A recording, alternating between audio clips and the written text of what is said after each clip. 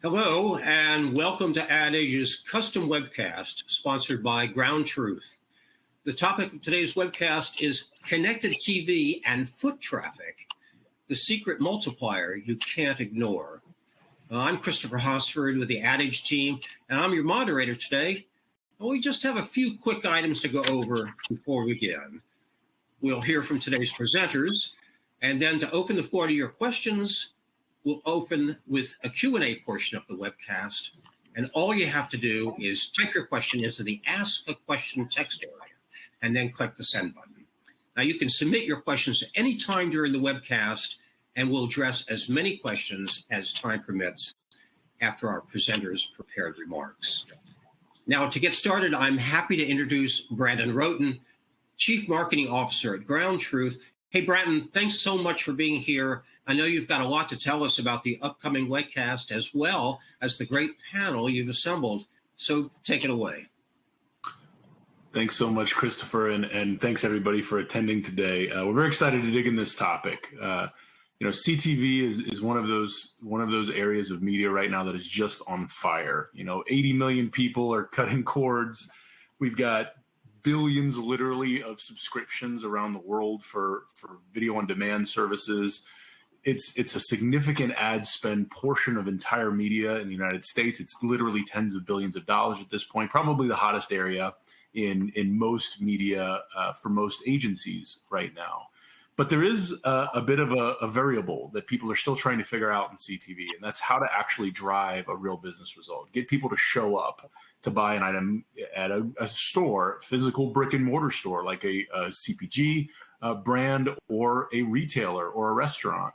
And really, that's what we're going to dig in today. We're going to dig into how folks are using CTV to get to a real business result, get to an outcome like foot traffic that ultimately, helps their P&L, makes their marketing stronger, marketing department stronger, and makes marketing an investment for their organization. So that's really the topic, and that's why we have the speakers that I'll introduce in just a moment. As a quick setup, before I introduce the speakers, though, we have done a bunch of research at GroundTruth. We're a media platform that uses real-world behavior, things like location and purchase data, to build media plans that ultimately drive real business results. And we measure those real business results using real-world behavior, things like, did someone show up to a retail location, or did you experience sales lift? And kind of an all-in-one system that lets you actually go from media planning down to execution and then measurement of that media. And the folks with us today actually use our platform in some way, shape, or form to help their businesses. But we've done some research, and I want to share that research before we jump in. We've had a bunch of clients open up their books to us and show us what actually happens when they add a bigger media mix than just CTV to the puzzle. When they use CTV alone, when they add in other variables down funnel, like mobile media, like desktop media, like digital out of home, like other forms of media that in theory pull people through, and they wanted to test, does it actually result in a higher lift for sales? Does it result in foot traffic? And overwhelmingly, the answer in every study we've looked at for any of our clients is yes.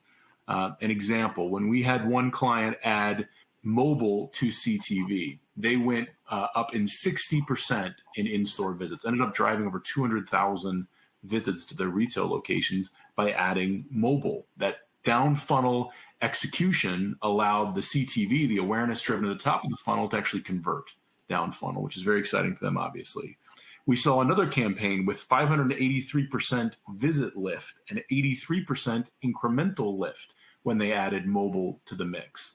Now, it's not just mobile. There's other things you can certainly add, but as a clean proxy for down funnel results, that huge lift of 5 times is serious for this particular client, and ultimately led them to building all their plans with a top funnel CTV effort and then a bottom funnel mobile effort. We saw another CPG brand actually see a 2.4% increase in basket size just by adding mobile, which is a small portion of the total plan. So basket lift. We've seen completion rates increase actually when you add desktop or mobile to a CTV buy, bumping up to 98+% completion rates. And again, that's because of retargeting. That's because of the better targeting that is driven by mobile to fuel your plans going forward. So we have a lot of examples of folks who are using CTV very effectively within a media mix to get to a real business result. And that leads me to Sock and Jeff. So let me introduce Sock and Jeff, and we're going to start grilling these guys on how they're actually using media, and specifically CTV, as part of a larger plan to help their businesses. So first, let me introduce Jeff Bell. Jeff works for Glen Valley Foods. Glen Valley Foods, you might know as Gary's Quick Steak. So you probably have actually experienced some of the products that Jeff is in charge of making famous. Jeff's got an interesting background, pre-law and sociology. We'll have to dig into that at some point over a beer, Jeff. But so a little bit of a different background there. But that led him to roles at Thrive, at Yahoo. That led him to being the kind of master of all marketing for Glen Valley Foods and helping that brand grow. Jeff is really into biking and tennis and running, and is a very active guy that when he's not marketing is probably running around somewhere while I'm watching TV on the couch. So I appreciate that, Jeff. Somebody's got to be out there doing that stuff, and is known for really his ability to build persuasive marketing that drives people to actually act, to come into a location and buy, which is what we're ultimately all here to do. So thanks for joining us, Jeff. It's my pleasure. Sock. Sock works for Comporium. Sock is a serial strategist and a tech guy. So if we have any issues with our cameras or our mics, we're gonna scream at you, Sock, and have you fix it, man. He has built everything from a coupon management software system that he ran for 12 years to building out the business at Comporium, where he's helping people drive real business results with pretty crazy algorithms and media that leads you to building a plan that's genuinely effective versus kind of assuming that your process is working. Sock's actually on our customer advisory board for GroundTruth, so is Jeff. And the reason we bring these guys into GroundTruth to help us build products, understand what we're doing, make sure that we're serving the market appropriately is because they're really good at marketing. So I'm really excited to have you here, Sock. I'm really excited you're here, Jeff. Let's dig into the questions, if you don't mind. So first, let's start with you, Sock, if you don't mind. You've got a lot of clients that come to you looking to actually impact their business. They want to see their P&L react to their marketing. What are those real business results that most of your clients are seeking? Well, we actually have a various range of clients, there. And so those real business results do, range in there, whether they be the SMB or enterprise, type client, there. But the common denominator, all of them is, what is going to give us that revenue lift, there. And so for us, it's working directly with either the partners or the clients there to understand what, in particular for your client, is going to help them reach those real business results. Makes sense. So revenue is a primary driver. I assume sometimes people are asking for awareness, they're asking for better conversion metrics, those sort of things, but revenue is definitely the theme you hear most often. Yep. Excellent. We'll get back to that when we talk about CTV in just a second. Jeff, I imagine I know what the results you're looking for given what you sell, but please, what are the real business results that typically you're looking to create for your business? New customer acquisition. We're well positioned with distribution now on our CPG retail side. Our greatest opportunity is getting the word out, introducing our product, demonstrating the value, and then driving anybody who eats meat to one of our retail grocery store distribution partners and get them to try it. We're lucky to be in a good position within our category. We provide a great value for the price. We claim to have about an 80% rebuy rate. So it's all about new customer acquisition. Very cool. 80% rebuy. That's something to make a lot of CPG folks on this call very jealous right now. That's awesome. And at the end of the day, that is actual revenue, that is sales, which you're specifically looking to acquire new customers because once they give you a shot, they tend to stick around. Does that sound right? Exactly right. Excellent. So let's move into into CTV a little bit and speak of maybe even a little more broadly about the media experiments you guys have both run that have taught you about media mix that gives you that new customer acquisition, gives you that revenue lift, gives you foot traffic, gives you the things that end up showing up in your P&L. So I'll start with you again, Sock, if you don't mind. Can you talk a little bit about the experimentation you guys have done with media mix and what you've learned about those real business results that you can actually drive?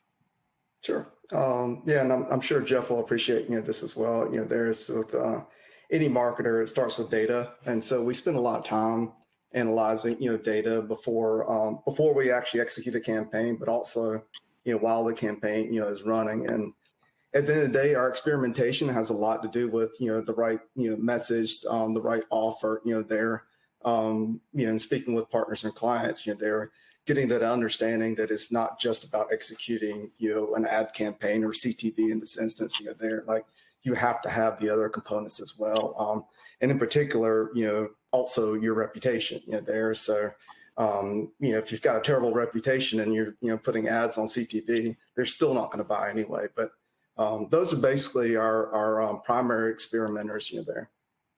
Makes sense. So get the message right, get the creative right. That's actually going to grab people. Talk a minute though, Sock, if you could, about media mix and what you've seen as you've experimented with media mix, adding, for example, a top funnel effort against a conversion layer in a media plan. Have you seen any observations there that get you to those real business results your clients are seeking?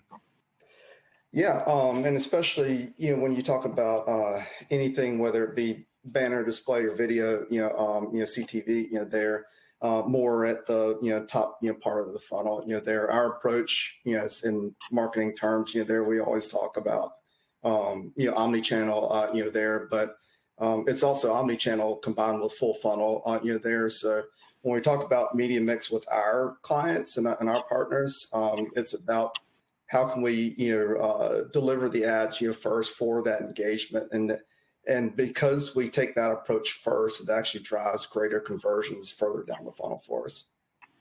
Makes good sense. Jeff, any thoughts on thinking about media mix and how you actually get to a real business result within that media mix? Well, I like that you call it a media experiment, because that's ultimately what it feels like. We're constantly experimenting with the latest data that we have and trends that we're seeing as to where we can best target all across the funnel, right? And then taking the winners, optimizing them, and then really trying to find what the return on investment ceiling is with that mix across the funnel. For us, we have found the sweet spot between CTV, mobile, retargeting, digital social, and social influencer. And Sock nailed it when he said it's all really about the right content, which we feel like we have nailed down, the right audience. We're in a great position where our audience is super broad. Again, it's anybody who eats meat. And then where you guys come in, it's the right platform. That's what we have found to be incredibly successful. You've provided a great resource for us to kind of hit that top of the funnel without having to spend the huge amounts of money it costs when you utilize linear. And we're finding great results by targeting streaming, and we're in a really good spot that we just hope to continue optimizing. That's awesome, and I appreciate the shout out. Just to add to that for a second, and Sock, maybe you have any thoughts here too. A lot of people use CTV as an alternative to, really expensive traditional mediums, right? Television, radio, whatever it is that isn't quite as targetable, that tends to be, a little maybe sexier for some people's minds, but at the end of the day, is unattainable for a lot of brands. It's really tough to run a serious campaign and get enough reach, enough frequency to see impact. Some of my previous gigs, I was fortunate we had giant budgets and you could do that. But a lot of companies that are just trying to, get the word out of what they are and why they're special, and then get people to show up, they have to have a tighter plan. And CTV is a great top funnel tactic that lets you then retarget with other media, as you said, Jeff. So hit people up with mobile or some other direct response medium that converts those folks. And then you learn about who converts, and that informs CTV. It informs the top of the funnel. So rather than run a month-long campaign on television and then, all you get is great awareness numbers and some Nielsen reports, and sometimes sales, sometimes it does work. I've run a couple $1 billion of TV in my career, so it can work, absolutely. But at the end of the day, for a smaller company, it's really hard because you can't really in real time optimize the funnel against the result that you're looking to achieve. If your result is literally TRPs or GRPs, yeah, you can do that with traditional media. But if the result is, I need to sell more product out of the store, you having that tighter funnel and a cleaner view, especially within a platform that's reporting everything directly on something like foot traffic or sales lift, you can constantly inform the funnel. I know you've done a lot of work down that direction, Sock, as you're optimizing media plans. Can you spend just a second talking about optimizing media plans around those real business results? Yeah, we take a little bit of a slightly different approach, to things, there, because the bulk of our, clients, whether it be our partners' clients or our end clients, the bulk of them have smaller budgets. They're not the McDonald's and Burger Kings of the world. Which that's a gold mine right now with the war going on, with the pricing, and all that. But most of our clients are not in that range, there. And so we take a data first approach, there. And it's first about optimizing the audience, there, which then we can use to optimize our media mix, there. And so if we're seeing there, which, we worked with the, credit union, there, and we saw, tremendous amount of subscriptions and engagement, there, and streaming, there. And that's how we presented, the proposal, to that client was, we're seeing, this is what your audience looks like. This is where they're engaging. This is the media that they're engaging in. And this is why we should execute this type of campaign. So that's more our approach, is taking a look at optimizing the audience first. And that tells us what to do next with the media mix. That's great. That's great. And we're big believers in audience, obviously, at GroundTruth. I think that's part of the reason you work with us, Sock. We use real world behavior, things like location and purchase data to inform the audience, which, we probably all Googled a yacht, but I ain't buying a yacht anytime soon. But if I walk into a yacht, dealership, how the hell you sell yachts? I don't even know. If you walk into a yacht dealership, you're probably thinking about a yacht for serious. So we think location, we think purchase data is a much better indicator of intent, which hopefully lets you plan for your clients better. Jeff, how do you think about audiences and who to target? You said everybody that eats meat, which, I'm a big fan of anybody that eats meat. That's great. But at the end of the day, how do you think about building audiences to make sure you get to that real business result? Sure. So much like Sock, we let the data drive that. We spent a lot of time early on really trying to understand who our customer was. We worked with some, big name consultants to really dig in, gave them our customer list. And what we found out? We found out that, again, if it's part of that 308 million people in the United States, which is 98% of the population that eats meat, it didn't really matter a ton in terms of performance, whether we're targeting, men or women. The age range was pretty much between 18 and, 60. The platform targeting did seem to perform a little bit better. Anything to do with cooking shows, sports was really, really good for us, as you would imagine. But yeah, we let the data drive it, and we're just in a good position that our audience, our target audience, is pretty broad. Now, when we utilize the targeting capabilities, the micro targeting capabilities that you offer between mobile and CTV, what that allows us to do is target very specific stores, retail stores, grocery stores that are new at carrying our products or that need a boost because maybe they're in an isolated market that's doesn't have a lot of brand awareness for us. That's where your platform and the fact that we can target anywhere from 5 miles of geofence around these stores, and go out as far as the entire DMA if we want, has really proven effective for us. Excellent. And you kind of springboarded me to another question here, Jeff. You talked about targeting like cooking shows and things of that nature. How do you guys think about, Jeff, maybe you can start, how do you guys think about premium CTV targeting. So like, buying CTV a little more like you buy television, where you're buying a genre or something of that nature.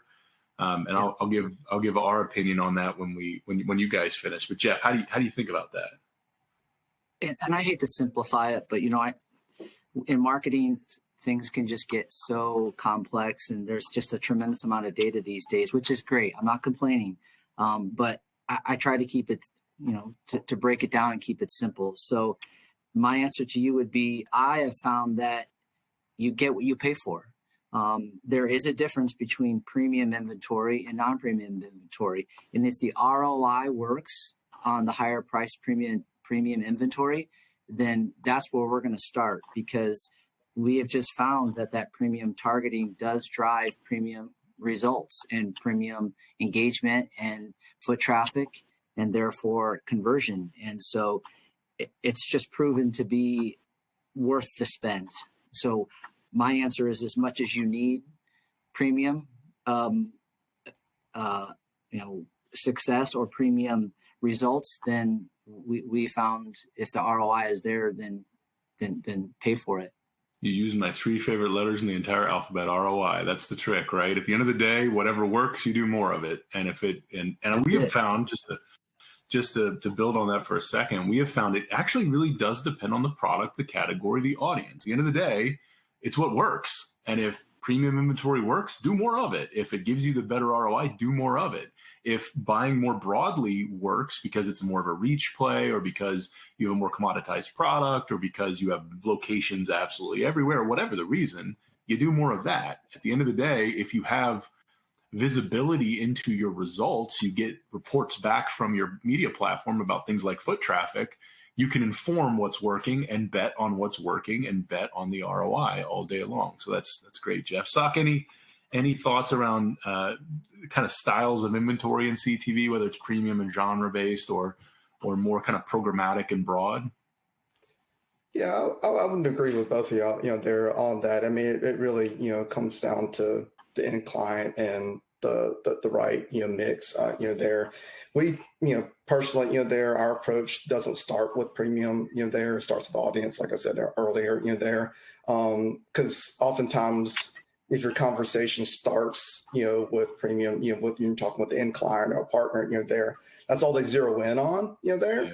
And we've talked about this, quite a few times, there. It's I think my customer is here because I'm here, there, and that's not always the case, there. And so we let data drive that, and we try and position, our, proposal, our pitch, there, that, while premium would be, it is an option to be included, there, but at the end of the day, we want to target that same audience, there, whether they be on premium or just standard, delivery there.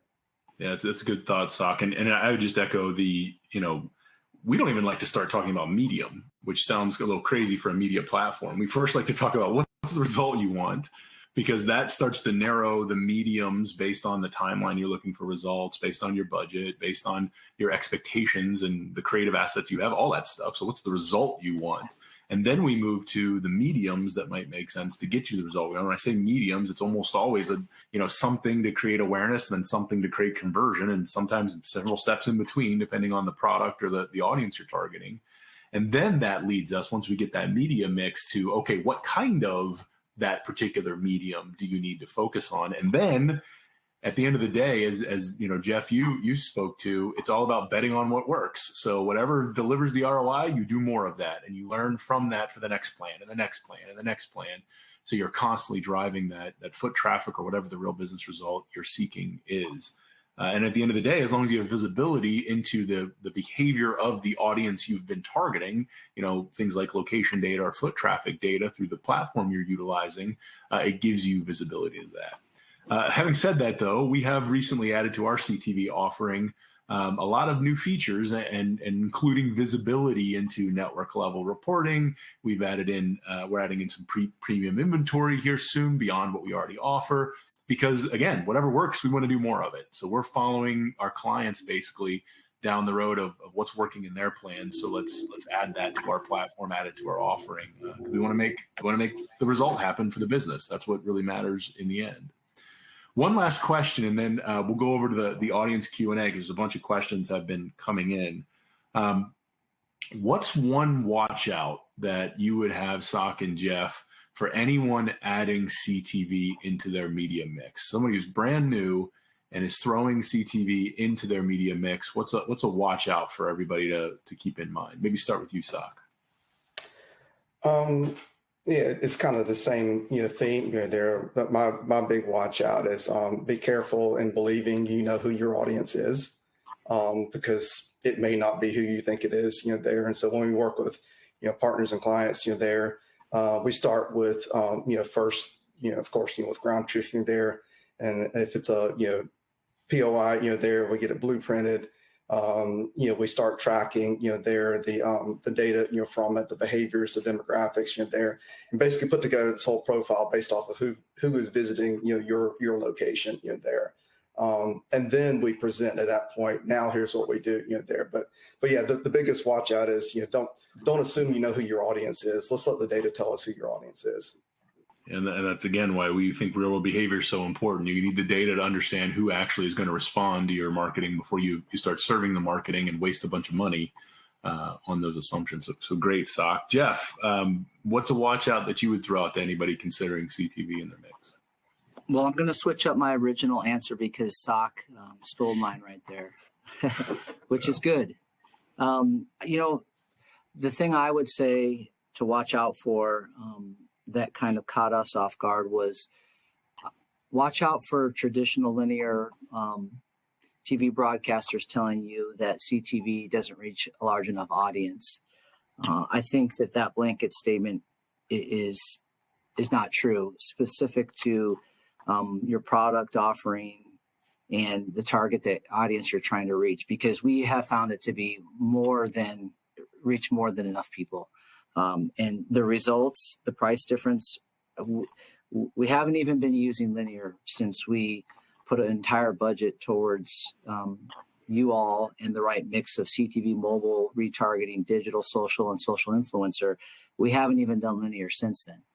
In all fairness, the linear was a much, much bigger spend.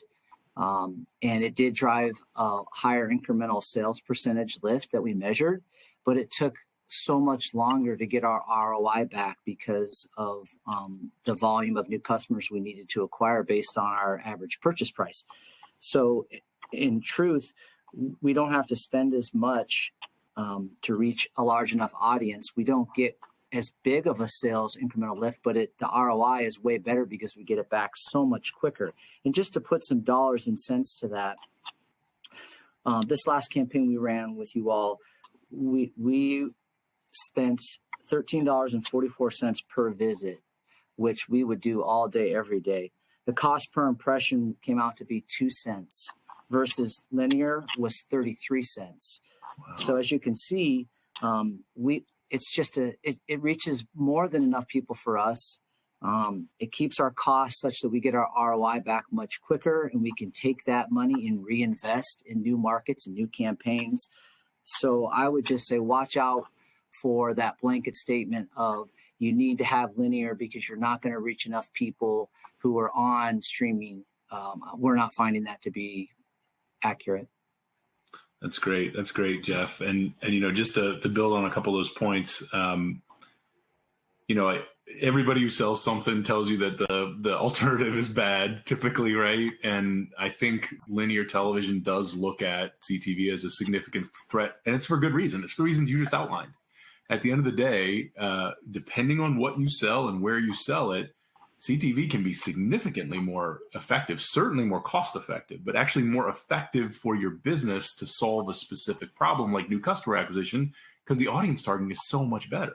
You're much more focused on who you speak to, and you can measure it through the entire funnel, especially if you have a solid mix that gives you visibility at several steps of the funnel. So it's not just a function of, I ran a giant campaign and then maybe people showed up, maybe they didn't. You can actually measure it at every step of the funnel and see the effect. So let me try to summarize sort of our panel, and then we'll go to questions here.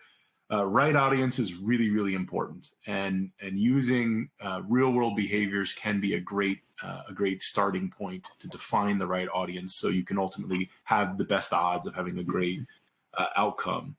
Targeting a specific problem or opportunity can be really effective with CTV, especially with the right media mix, because you can actually focus on that audience and then double down as things work to solve that problem. Things like new customer acquisition that you mentioned, Jeff.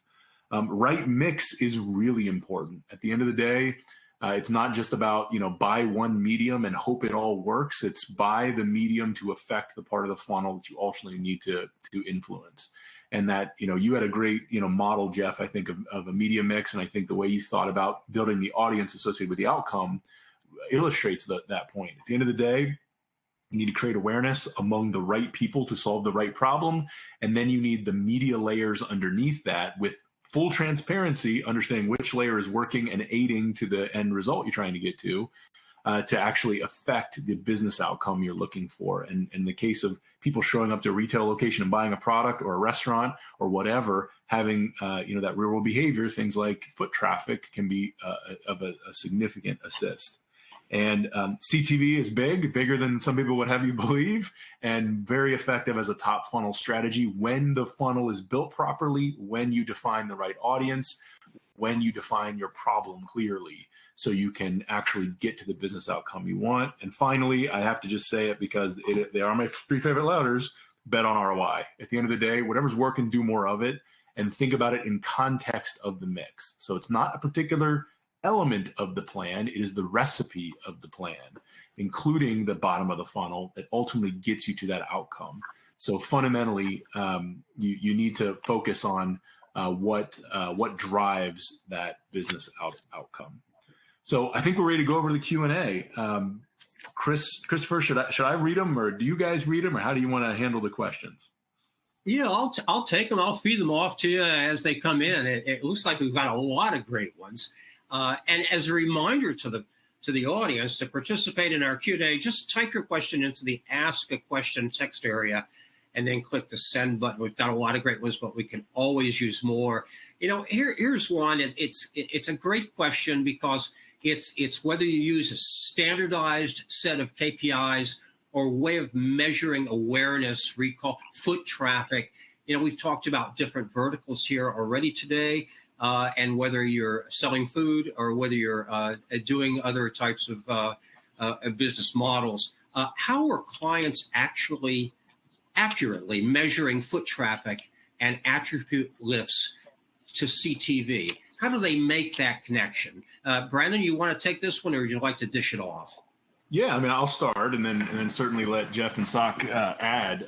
The way we do it is we actually use the IP address of the home where the CTV is broadcast and tie it to a mobile device. So it's actually pretty straightforward. And then where that mobile device goes is where the foot traffic occurs. We can also validate it through purchase data, but at the end of the day, it's pretty straightforward for us. We don't rely on cookies. So that's not an issue in our world. We really look at real world behaviors driven by purchase data, location data, and some other signals that tell us what people are doing, all anonymously and all reported back to our clients as they build their campaigns. Anything to add to that, Sock or Jeff? Only thing that I would add, to that, there is we also measure we call them view-through conversions, there. But basically, that's lift, there as a result of, and then brand recall, there, as a result of initial exposure, to the video ad. So that's them seeing the ad and then visiting the website as a result to check out more information. Yeah, sounds good. One of our attendees would like to expand a little bit on the foot traffic question. Obviously, you've talked about a lot of metrics here, about a lot of online and in-person behaviors. Can you talk a little bit more about foot traffic? What are the best practices to follow when measuring this and using those insights to actually activate follow-up to customers? Brandon, thoughts, or any of the panel? Yeah, maybe I'll start one more time just because we've got the tech that kind of does this stuff, and then let you guys expand upon it. we believe that foot traffic is a critical metric for anybody that has a brick and mortar location, anybody that sells in a brick and mortar location. If you don't understand the footfalls that actually are resulting from your media, then that's a blind spot for you. And again, it depends on your category, what matters to you, but clicks don't mean a whole lot. When I was selling hamburgers at Wendy's, running digital social and then all media there, it matters that you sell hamburgers and people show up. And most people don't window shop at a Wendy's. So it's a pretty clear indicator that you've, actually generated a sale. So we believe that you need a really tight methodology that actually is deterministic, that tells you that you have a validated, observed visit of a footfall. And then you can use projected visits. So that is, an algorithm, because you don't see everybody, that gives you a sense of what the net impact is of the actual foot traffic associated with the time frame of your campaign. So we believe you need a deterministic, observed visit to validate whether or not foot traffic occurred. And we do that through location data, purchase data, and a few other data sources that validate basically a mobile phone in some capacity walked into a building. And that helps us. Our stuff is tight enough that we can tell you whether you're in the drive-thru or in the actual dining room of a Wendy's, as an example. So at the end of the day, we think that is a good methodology to build out foot traffic measurement. Obviously, if you own a retail location, you can use scanners, you can use all sorts of tools to understand what your foot traffic looks like. But having an external audit of that is valuable, and then tying it to your media so you can optimize your ROI, we think is absolutely critical. Anything to add to that, Jeff or Sock? I can speak to. Go ahead, Scott. Jeff. No, go ahead, Jeff. We rely on you for foot traffic. At the end of the day, we're looking for incremental sales lift. The product that we sell in retail grocery stores is raw frozen sirloin steak. So that doesn't bode well for delivery unless it's really, really timely. So the majority of our sales come from in-store foot traffic. If we see incremental sales lift through the POS sales that we report through even club stores or just regular retail grocery stores, they're synonymous, and they line up perfectly. So I can speak to how we measure incremental sales lift, and that is we look at the sales trend for a particular grocery store that we've targeted, a new one or an existing one, prior to the campaign running, the branding campaign, and then during and then after. And we see incremental sales lift. It's not just incremental sales lift that falls off after the campaign, but it's sustained because we have brought new customers all the way through the funnel. And with the fortunate rebuy rate that we have, that's really all we're trying to do. And that's how we measure it. And we've had really, really good luck with it. Very good. And sales lift is a very common CPG outcome that people are looking for. And we do find that it aligns nicely to that foot traffic metric, but we also obviously can report on sales lift. That's great. Jeff, Sock, did you have something to add to that? I was just going to add, that, and again, because we deal with a very wide range of, clients and partners,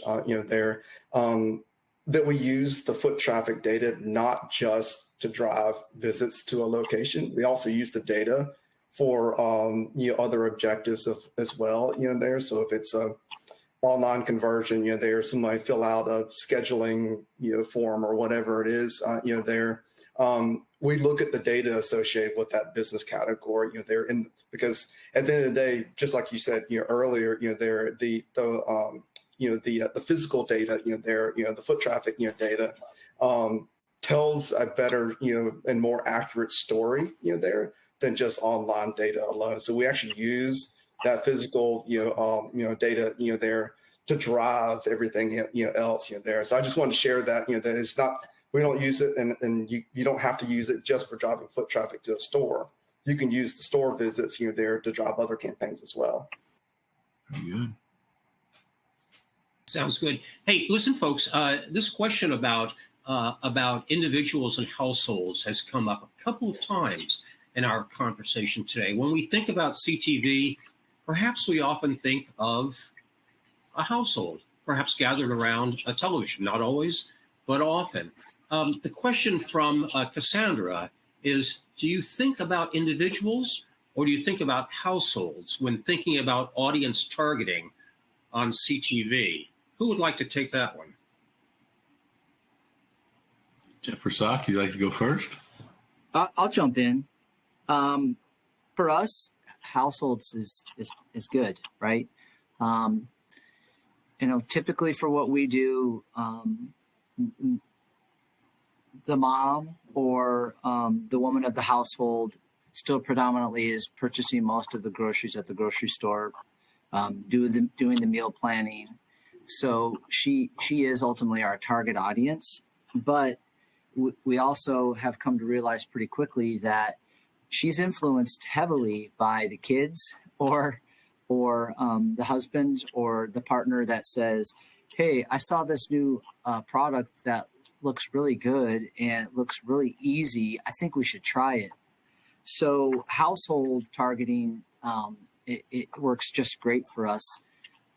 That's ultimately what we're trying to do, is just get a household and the person within the household that's doing the grocery shopping to see the value of our product and then engage enough to see where she can go or he can go try it. And that's all the more in depth we need to go with it. Of course, our strategy is a little bit different than what Sock's dealing with multiple clients, but that's how we're utilizing it. Any thoughts, Sock? Yeah, I mean, I think it would be a combination. It depends, there. I know that's a cop-out answer, there, but audience, there to just point, there is great for household when you're talking, CTV, there. A mix of content, there is also helpful if you're trying to zero in on individuals, there within the household, because we've got a television in every room, there. And then talking about, influencers, of that household. I have two little girls, there, and they are the biggest influencers, in the household. And, just a little, quick little, like they saw, an ad, there for Ulta, and just so everyone knows, there, Ulta is not a discount beauty store, there. But they convinced me otherwise, there, and I ended up, there as a result of them influencing me to take them to the Ulta, store there. But all that to say is, it depends on the client, there, and the right mix, there of what you're trying to achieve. You might be able to blame GroundTruth for that because we probably served that ad there, Sock. But I think as far as we're concerned, the business result is king. So if ultimately influencing the household works, great. If influencing the individual works, there's a lot of tools that are very good at influencing the individual. Mobile's very good at that. OTT actually is very good at that because it can serve to a specific device versus to a household. And yeah, I think to your point, both Jeff and Sock, I know our grocery list is filled out 90% of the time by our teenagers, not by anyone else in the household. And when I go to the grocery, half the things I'm buying I've never heard of before. So but I'm the one whipping out the credit card. So at the end of the day, if it results in sales, that's what really matters. Hey, folks, one of our attendees, his name is Sam. And I think he's directed this one actually to Sock, because Sock, you've mentioned that revenue is a big driver of what you're trying to do here. And Sam asks, how can you use CTV ads to drive quicker conversions to in-store visitors? We could extend that obviously to multimedia and omni-channel because I think that's been a big theme today. But the question is, how to use CTV ads specifically to drive quicker conversions and revenue to in-store visitors. Sock, you want to address that? And then the panel? Sure. Yeah, I do want to emphasize, that CTV, there is a tactic, there. So, make sure that you have a very solid strategy, around there. Make sure you have a message that's, compelling, offer this compelling, there. Give them a reason, there. Don't just, run an ad, there on CTV and expect, the results, there. You've got to have, substance, behind that. Any other observations? I would add to it. Yep. I'm sorry, Christopher. I would just add to that, given the funnel discussion we have, generally I think we all in marketing are very well aware of this. You first create awareness, and that requires, some repetition and a message that breaks through. And then you remind people and convert them through sometimes other means, sometimes through the same channel, but oftentimes through other channels. So what we found is critically effective to get to revenue, to get to foot traffic, to get to all this stuff is the funnel. Don't just assume that one medium is going to do the trick. It almost never does. Having a top funnel medium and then having mediums underneath that are designed to convert and drive traffic.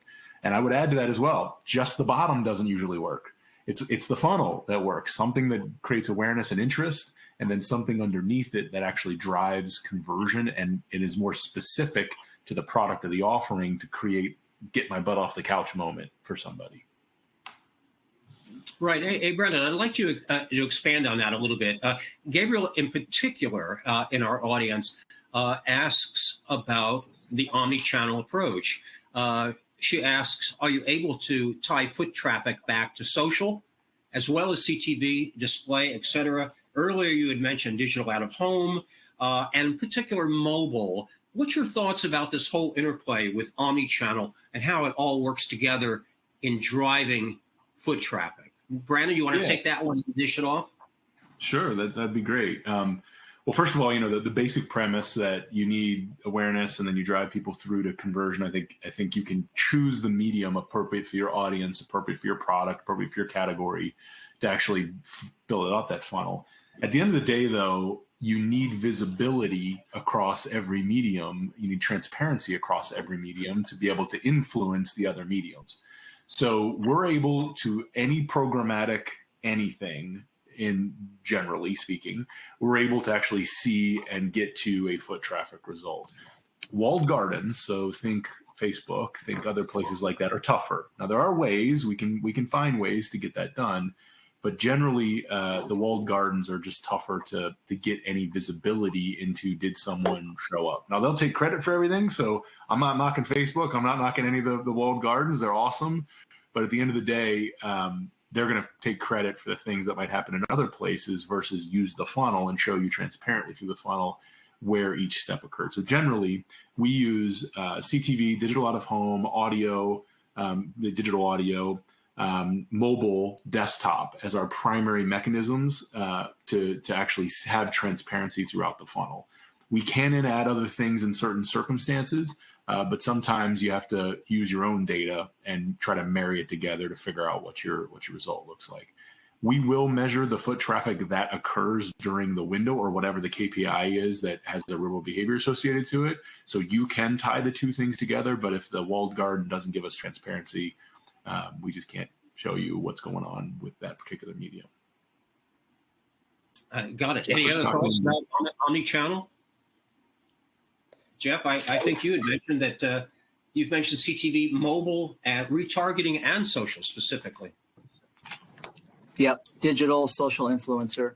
Yep.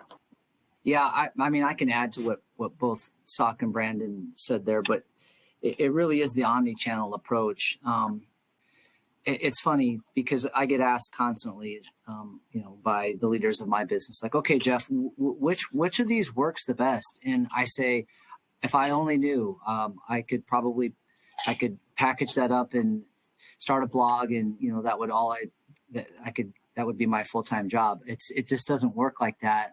It's finding that right mix. So I always tell them there's no silver bullet. I mean, if there is, I haven't found it yet, and I'll keep looking. But it's touching them all across the funnel and then trying to find the sweet spot for your particular customer profile and how they engage with all the different, touch points and platforms. So I try to shift the focus from trying to find out what is, the big winner. And I switch the conversation to what's the right combination that really yields the best results. We haven't found it perfectly yet, but I think it also depends on other factors like what region are you targeting, seasonality, what's going on during that time frame. So I try to not fall in love with one particular platform, but really just try and leverage all of them, and again, measure to see what the right combination is, and then just kind of continue to optimize that. Just to Right, build on and I that think point Brandon, I'm sorry, and you Christopher. mentioned, yeah. Sorry, go ahead, Christopher. Go ahead. Are you in terms of funnel? You mentioned earlier that mobile works very well when you're focusing on down funnel and ultimately conversion. So it depends on what you're trying to accomplish. Correct? Yeah, and really, to your point, Jeff, of sort of it's not one thing. We really look at it as a recipe. We do. What makes a cookie? The flour, the sugar, the salt, the chocolate chips. What makes a cookie? Well, it's all those things. That's what makes it good. And that pinch of salt on the top, which might be a little part of your media mix, that's whatever that component is, might make it dramatically better as an end recipe, thing you go and eat. So at the end of the day, you have to find the right recipe for your audience, for your product, for your category, for your specific needs and problems you're trying to solve. And I think people who try to make a huge bet on just one medium almost always regret it, because it just doesn't get them the full impact of the business result they're seeking. And I'd also argue it's really risky. Don't bet on everything, but find the right recipe, find the right media mix that ultimately gets you to the real business result. And if your tools you're using are transparent in how you're getting to that result and what's working, you can constantly optimize and make it better and make it better and make it better, rather than, you're just throwing random pantry ingredients into the cookies. You're actually learning what's working in the recipe each time you go to market. So Brandon, since you're talking about recipes and cooking and you're getting everybody hungry here, I would just add to that is like we use GroundTruth as a base ingredient, there, if you want to call it that. So when we're talking about media mix and all that, there we start with GroundTruth just because of the value of the location data that we get out of it, there. But then we actually take that, and obviously we execute campaigns, there on GroundTruth from there. But we take that same data there and then remarket to that same audience there across others. So like in Jeff's example, he does social with that there, instead of building that audience in say Facebook or Instagram or whatever there, we're remarketing off of the data that we got initially from GroundTruth. That's great. And just to stretch that recipe, just one more pull. Almost never are we just the plan. Sometimes we are, depends on the brand, it depends on their goals and all that. Oftentimes we are part of a plan, and we love that. We love being a component to kind of the whole meal sort of thing, because at the end of the day, you got to get ROI. That's all that matters is ROI. And if Instagram is helping in your mix when you're using a funnel that is using CTV and using mobile or using desktop or using out of home, awesome. Do what works. Bet on what works. Great. Folks, this is a question kind of from left field, but it's near and dear to my heart because it concerns B2B marketing, not necessarily B2C.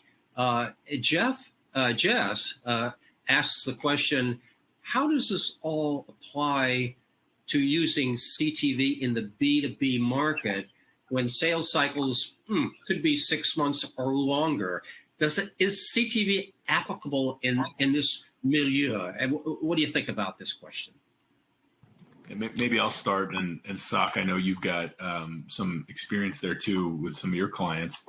What we find in B2B, and we're obviously B2B, so we use CTV to advertise ourselves through our own platform. The funnel just gets much longer. That's the difference, it's the length of the funnel.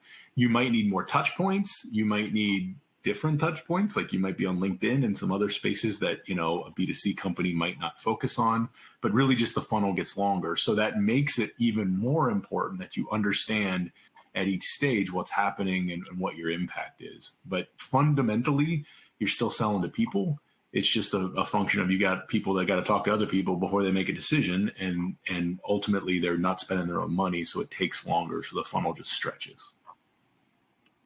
Yeah, for sure. It's a much longer cycle. And we like to talk about, micro conversions, there along that much longer, funnel, there. So, especially if you're in the B2B, space, there, obviously you want to, a new, customer acquisition, there. But if it's 6 months, 6 years, there, whatever it is, there, seeing those micro conversions ahead of time rather than waiting for the end, there allows you to optimize along the funnel, not at the end of the funnel, there. So that'd be my, recommendation, there, if you're in the B2B space, there, think about these micro conversions all along the way in your funnel and optimize towards those. The end result will happen as a result of that.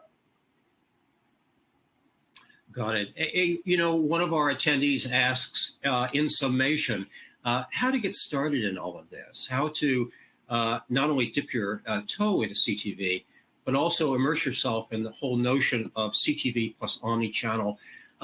What are some tips, Brandon, Jeff, and Sock, that you might offer the audience about getting started, immersing yourself, and moving forward in a successful way with CTV and the entire omni-channel approach?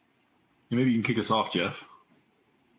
Yeah. I mean, take what you know and the experience you have with what is working and the progress you've made with the right mix, and then reach out to one of the many talented consultants at GroundTruth like we have, and share with them your specific goal and share with them what has worked and where you've targeted, what the mix has been, and then ask them to share their best practices with you. That's just a great place to start, right? You're working with an expert who knows the CTV field better than you do, and you're giving them the details of your specific goal and objective, and then they're processing that and spitting back to you what has worked for other clients similar to yours, and making a recommendation and then test it, right? And it's been a great formula. I'm just amazed at how accurate the recommendations have been thus far, with the short time that we've been working with GroundTruth, which has been like the last 6 months. But I mean, we're making really good progress in terms of fine tuning things. In each campaign, we take the best practices from the previous campaign and we optimize them for the next campaign. But even better, we can do fine tuning by looking at the reporting that we get every week in campaign. And we have a consultant from GroundTruth who pays attention to that.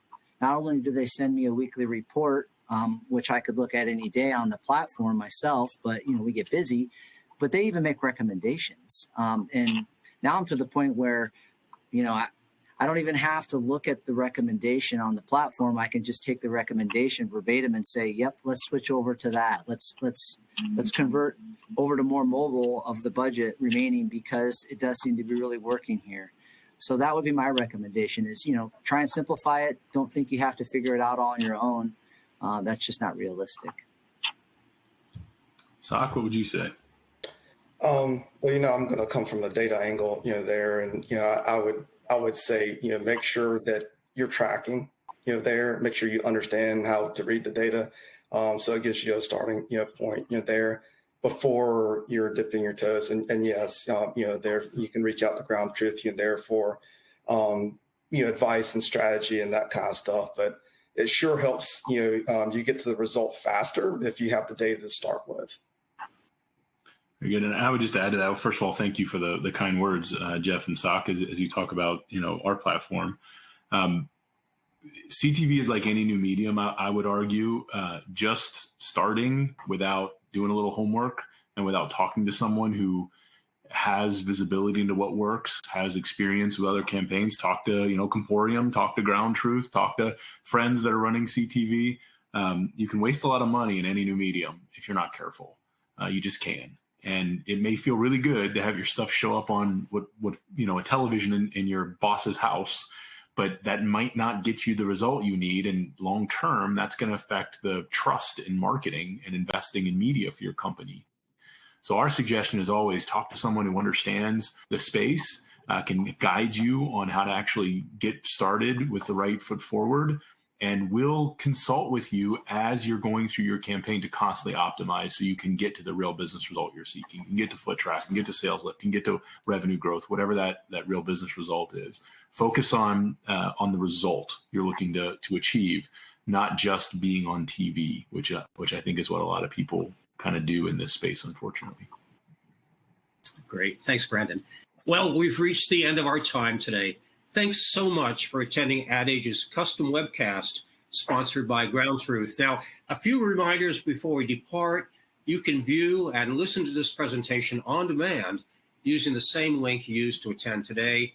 You'll receive an email as soon as the archive is ready, so keep your eyes peeled on your inbox. You want to download it again, a lot of great stuff here, and obviously share with your colleagues as well.